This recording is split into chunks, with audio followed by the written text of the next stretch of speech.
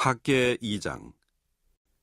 일곱째 달 곧 그 달 21일에 여호와의 말씀이 선지자 학개에게 임하니라.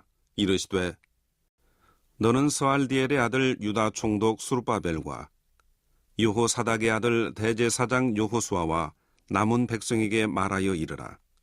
너희 가운데에 남아있는 자 중에서 이 성전의 이전 영광을 본 자가 누구냐? 이제 이것이 너희에게 어떻게 보이느냐? 이것이 너희 눈에 보잘것없지 아니하냐? 그러나 여호와가 이르노라. 수르바벨아 스스로 굳세게 할지어다. 여호사닥의 아들 대제사장 여호수아야 스스로 굳세게 할지어다. 여호와의 말이니라.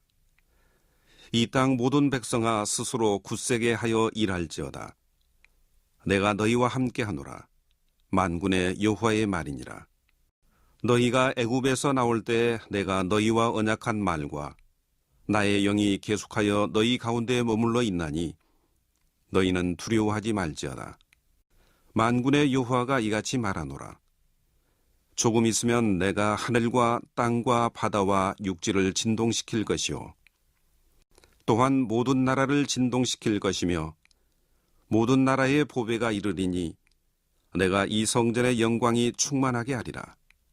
만군의 여호와의 말이니라.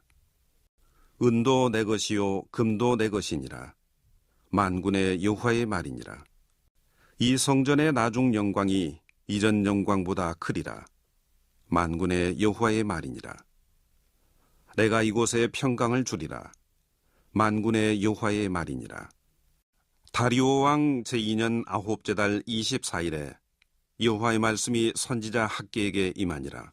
이르시되 만군의 여호와가 말하노니 너는 제사장에게 율법에 대하여 물어 이르기를 사람이 옷자락에 거룩한 고기를 쌌는데 그 옷자락이 만일 떡에나 국에나 포도주에나 기름에나 다른 음식물에 닿았으면 그것이 성물이 되겠느냐 하라. 학개가 물음에 제사장들이 대답하여 이르되 아니니라 하는지라. 학개가 이르되 시체를 만져서 부정하여진 자가 만일 그것들 가운데 하나를 만지면 그것이 부정하겠느냐 하니 제사장들이 대답하여 이르되 부정하리라 하더라. 이에 학개가 대답하여 이르되 여호와의 말씀에 내 앞에서 이 백성이 그러하고 이 나라가 그러하고 그들의 손의 모든 일도 그러하고 그들이 거기에서 드리는 것도 부정하니라. 이제 원하건대 너희는 오늘부터 이전 곧 여호와의 전에 돌이 돌 위에 놓이지 아니하였던 때를 기억하라. 그때에는 20고루 곡식 더미에 이른즉 10고루뿐이었고 포도즙 틀에 50고루를 기르러 이른즉 20고루뿐이었었느니라. 만군의 여호와가 말하노라. 내가 너희 손으로 지은 모든 일에 곡식을 마르게 하는 재앙과 깐부기 재앙과 우박으로 쳤으나 너희가 내게로 돌이키지 아니하였느니라. 너희는 오늘 이전을 기억하라.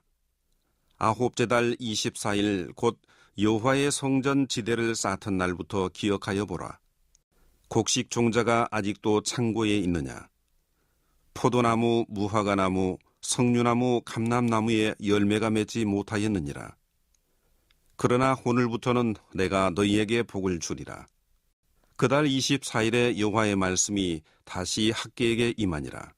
이르시되 너는 유다 총독 수르바벨에게 말하여 이르라. 내가 하늘과 땅을 진동시킬 것이요 여러 왕국들의 보좌를 엎을 것이요 여러 나라의 세력을 멸할 것이요 그 병거들과 그 탄자를 엎드러뜨리리니 말과 그 탄자가 각각 그의 동료의 칼에 엎드러지리라.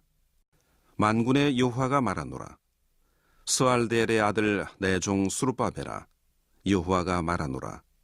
그날에 내가 너를 세우고 너를 인장으로 삼으리니 이는 내가 너를 택하였음이니라. 만군의 여호와의 말이니라 하시니라. 주님의 전에 나온 여러분을 환영합니다. 언제나 주님의 복음 안에 말씀 안에 거하는 여러분들이 되기를 주님의 이름으로 축원합니다. 같은 문화에 살고 있다라는 것은 삶의 양식이 비슷하다라는 말이지요.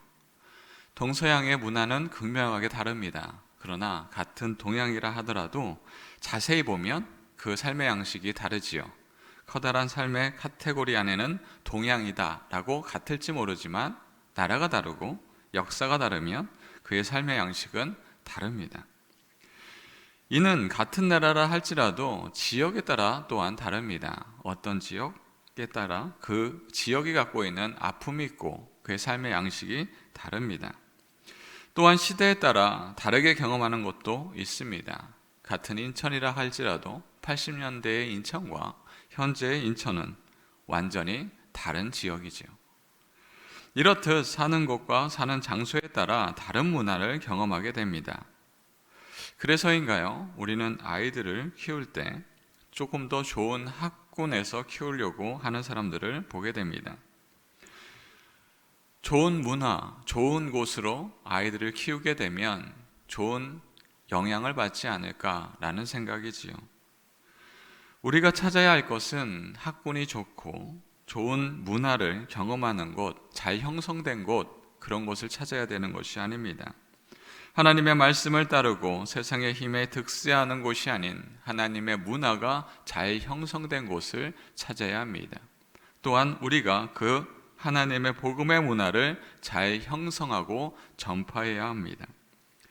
그리하여 세상 사람들이 주지 못하는 하나님의 은혜와 그 복음 안에 살아가는 저희들이 되기를 주님의 이름으로 축원합니다.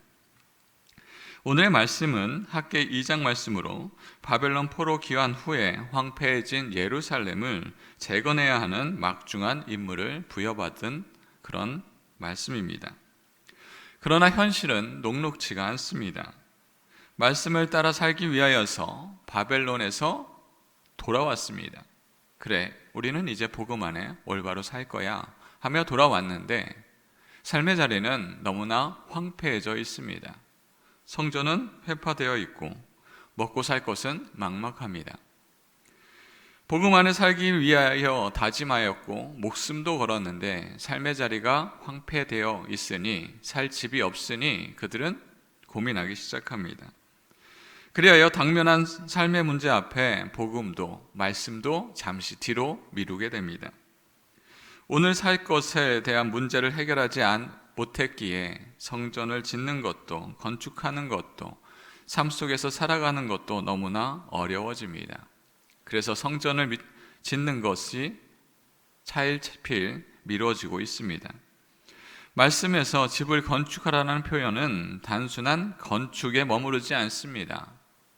영적 회복과 하나님의 임재를 회복하는 상징적인 행위의 의미가 있습니다. 우리의 일상과 직업, 삶의 모든 영역 속에서 하나님의 구원 계획에 동참하는 자세를 가져야 합니다. 우린 삶 속에서 하나님의 관계가 가장 우선시 되어야 합니다. 오늘의 말씀 12절 말씀입니다. 사람이 옷자락에 거룩한 고기를 쌌는데 그 옷자락이 만일 떡이나 국에나 포도주내나 기름에나 다른 음식물에 닿았으면 그것이 성물이 되겠느냐 하라. 학개가 물음에 제사장들이 대답하여 이르되 아니니라 하는지라. 우리의 삶의 우선순위는 믿음이 되어야 합니다. 말씀이 되어야 하지요. 요한 웨슬리의 목사님은 하나님의 일에 대하여 이렇게 말하고 있습니다. 하나님의 일은 우리의 작은 일보다 언제나 더 중요하다라고 말하고 있습니다. 우리가 아무리 중요한 일에 있다 할지라도 하나님의 말씀 앞에 그것은 사소한 일이 될 뿐입니다. 이는 하나님 앞에 거룩한 일이 아닌 나의 일을 열심히 할 때 그렇게 커다란 하나님의 복음도 나의 일이 먼저가 되고 우선이 되면 너무나 작게 여겨지게 됩니다. 느헤미야는 성벽을 재건하는 시기 동안 개인의 안락을 포기하였습니다. 예루살렘 성벽 재건에 자신의 모든 삶을 헌신합니다.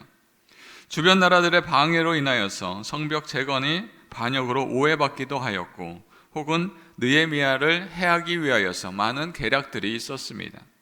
그럼에도 불구하고 하나님의 목적을 우선시하는 리더십을 발휘하며 성벽을 건축합니다. 느헤미야 13장 2절 말씀입니다. 이는 그들의 양식과 물로 이스라엘 자손을 영접하지 아니하고 도리어 발람에게 뇌물을 주어 저주하게 하였음이라. 그러나 우리 하나님이 그 저주를 돌이켜 복이 되게 하셨다 하였는지라.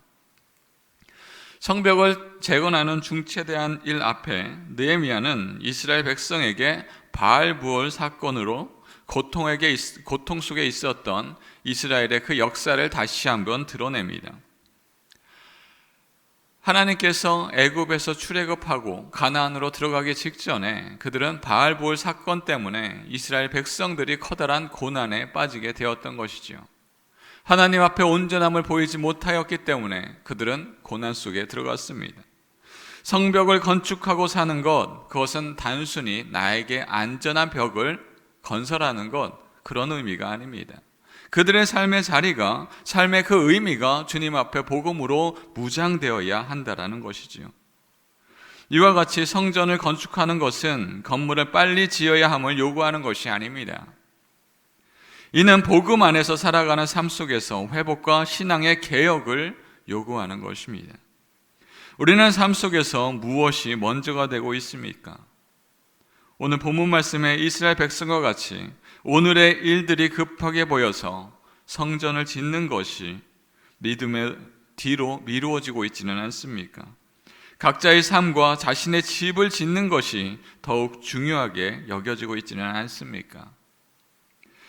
믿음이 없으면 아무리 좋은 집을 짓고 많은 것을 얻었다 할지라도 그의 삶 속에서, 그의 영혼 속에서는 아무런 덕이 없습니다. 복음 안에 영적인 평안을 누리는 저희들이 되기를 소망합니다. 믿음의 백성은 영적 사명감을 회복해야 합니다. 오늘의 말씀 23절 말씀입니다. 만군의 여호와가 말하노라. 스알디엘의 아들 내 종 스룹바벨아, 여호와가 말하노라. 그날에 내가 너를 세우고 너를 인장으로 삼았으리니 이는 내가 너를 택하였음이니라. 만군의 여호와의 말이니라 하시니라.